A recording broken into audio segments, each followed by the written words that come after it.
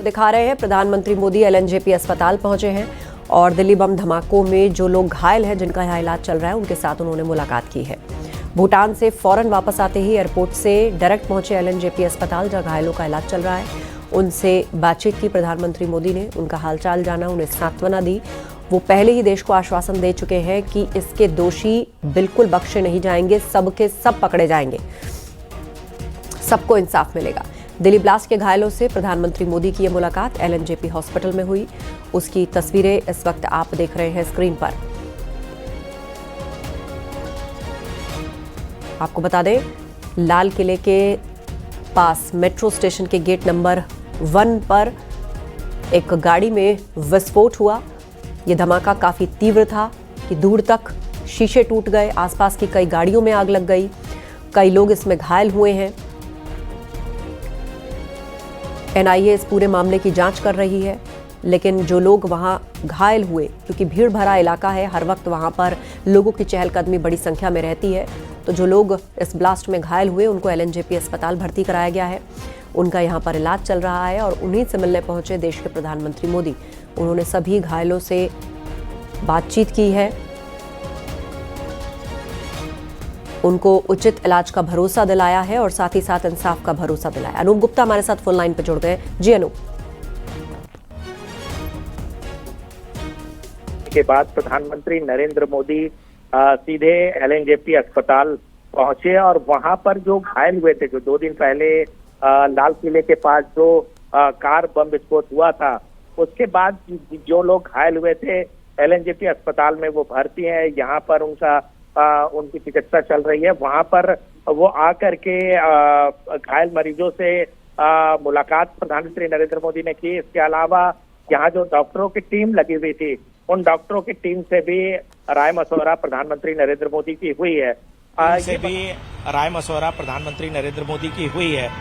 ये बताता है कि जिस तरीके से इस घटना के बाद प्रधानमंत्री नरेंद्र मोदी को चूंकि बहुत महत्वपूर्ण दौरा था भूटान का, भूटान जाना पड़ा और वहां की सरजमी से प्रधानमंत्री नरेंद्र मोदी ने कहा था कि बहुत ही भारी मन से वो भूटान पहुंचे हैं, लेकिन इनका जो मन है वो वहीं उस जो घटना घटी है वहां जो पीड़ित हैं उन पर लगी हुई है। और उन्होंने वहां की धरती से ही उन्होंने ये कहा था कि जो भी इस घटना को लेकर जिम्मेवार हैं उस पर कड़ी से कड़ी कार्रवाई की जाएगी। और ऐसे में हमने देखा कि प्रधानमंत्री नरेंद्र मोदी भारत पहुंचे और उसके बाद जैसे ही वो दिल्ली पहुंचे हैं उसके बाद वो एलएनजेपी अस्पताल आए और घायलों से उनकी मुलाकात हुई। और देखिए, आपको बता दूं कि आज शाम 5:30 बजे यानी कि थोड़ी देर के बाद केंद्रीय कैबिनेट की बैठक होने वाली है। इसके अलावा सीसीएस की बैठक भी होगी। जो सूत्र बता रहे हैं, सीसीएस की बैठक में इस पूरे घटनाक्रम पर चर्चा होगी और आगे का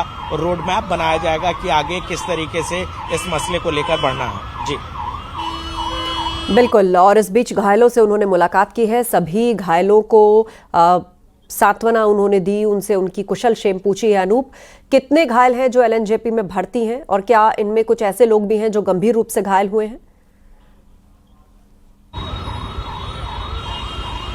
देखिए, 20 से ज्यादा लोग हैं जो गंभीर रूप से घायल हैं, जिनका इलाज जो है वो एलएनजेपी में चल रहा है। और सरकार के लिए और अस्पताल प्रशासन के लिए सबसे बड़ी चुनौती है कि जो घायल हैं वो जल्द से जल्द जो है वो उनका स्वास्थ्य सही हो जाए, वो ठीक हो जाए और उसके बाद वो घर वापस जाए, क्योंकि बहुत ही एक कह सकते हैं कि कायराना हरकत उस दिन किया गया था।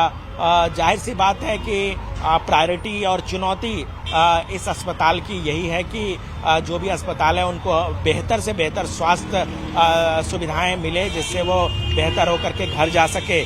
लेकिन देखिए, प्रधानमंत्री नरेंद्र मोदी का अस्पताल आना और घायलों से उनका मुलाकात और उसके अलावा यहाँ जो डॉक्टरों की टीम है उनसे राय मशवरा करना, ये बताता है कि किस तरीके से सरकार इस मसले पर संवेदनशील है और लगातार प्रधानमंत्री नरेंद्र मोदी और गृह मंत्री अमित शाह इस पर नजर बनाए हुए हैं। और जाहिर सी बात है कि जिस तरीके से ये घटना हुई है, चाहे वो गृह मंत्री हो या फिर प्रधानमंत्री नरेंद्र मोदी हो, इन्होंने साफ कर दिया है कि जो भी इस घटना के लिए जिम्मेवार होंगे उसको बख्शा नहीं जाएगा। एक तरफ जो है एनआईए की टीम पूरी तरह से लग चुकी है कि इसके तह पे कैसे जाया जाए, कौन इस घटना के लिए जिम्मेवार हैं, इनका नेटवर्क कहां तक जुड़ा हुआ है, इनके तार कहां तक जुड़े हुए हैं। जाहिर सी बात है आने वाले दिनों में आपको ये देखने को मिलेगा कि कई जो गुनहगार हैं, जो कई दोषी हैं, जिनके तार कहीं ना कहीं जुड़े हुए हैं, वो उन पर जो है जांच एजेंसियों का सिंगंजा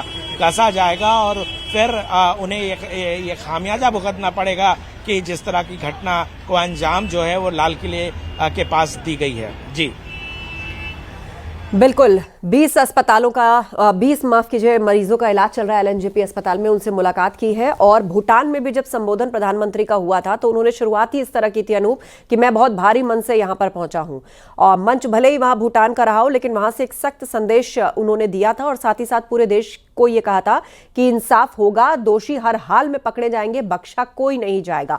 लेकिन जिस तरीके से एनआईए इसको इन्वेस्टिगेट कर रही है, जम्मू से लेकर दिल्ली एनसीआर और यहां तक कि यूपी से इसके तार जुड़ते हुए नजर आ रहे हैं। ऐसा लग रहा है कि पूरे प्लान तरीके से एक डॉक्टर्स का नेटवर्क था, एक व्हाइट कॉलर मॉड्यूल जो निकल करके सामने आया, वो उसको भेदना एक चुनौती भी है और अब इस वक्त की एक बहुत बड़ी जरूरत भी। नहीं, बिल्कुल। देखिए, जिस तरीके का नेटवर्क सामने में आ रहा है ये अपने आप में बहुत बड़ी बात कही जा सकती है। और फरीदाबाद में एक बड़ा नेटवर्क बस्ट किया था जम्मू कश्मीर पुलिस और हरियाणा पुलिस ने, और वहीं से सारी बातों का तार जो है वो जुड़ता हुआ दिख रहा है। चूंकि इस पूरे मसले पर हमने देखा कि एक डॉक्टरों की भूमिका इसमें पूरी तरह से लिप्त पाई जा रही है, क्योंकि लगातार जो है वो डॉक्टर इसमें दोषी पाए जा रहे हैं, डॉक्टर्स की गिरफ्तारी हो रही है। तो वाकई एक व्हाइट कॉलर जिहाद के तौर पर इसे देखा जा रहा है और ये एक अपने आप में जांच एजेंसियों के लिए एक बड़ा सरदर्द है, क्योंकि हमने देखा कि इससे पहले भी जो टेररिस्ट ऑर्गेनाइजेशन थे, इससे पहले हमने देखा कि पढ़े लिखे लोगों को जरूर इसमें शामिल करते थे। इंजीनियर्स का इन्वॉल्वमेंट हमने देखा, इसके अलावा प्रोफेसर्स का इन्वॉल्वमेंट, दिल्ली के प्रोफेसर का इन्वॉल्वमेंट भी हमने घटना में देखी है। तो ये अपने आप में चिंता का जरूर विषय है कि इस तरह से पढ़े लिखे लोग इस तरह से आतंकी घटनाओं को अंजाम देते हैं और इस तरीके से बरगलाए जाते हैं। लेकिन देखिए, केंद्र सरकार पूरी तरह से मुस्तैद है, जांच एजेंसियां पूरी तरह से मुस्तैद है और चुनौती जांच एजेंसियों के सामने इस बात की ज्यादा है कि इस घटना के लिए जो जिम्मेवार हैं उनको कड़ी से कड़ी सजा दी जाए। इसके अलावा इसके जो पूरे नेटवर्क हैं, क्योंकि देखिए एक तरफ फरीदाबाद में इतनी मात्रा में विस्फोटक पाया जाता है, दूसरी तरफ उसी शाम को लाल किले में विस्फोट होता है, तो कहीं ना कहीं जो आतंकी जो इस घटना को अंजाम देना चाहते थे उनकी मंशा कुछ बड़ी थी।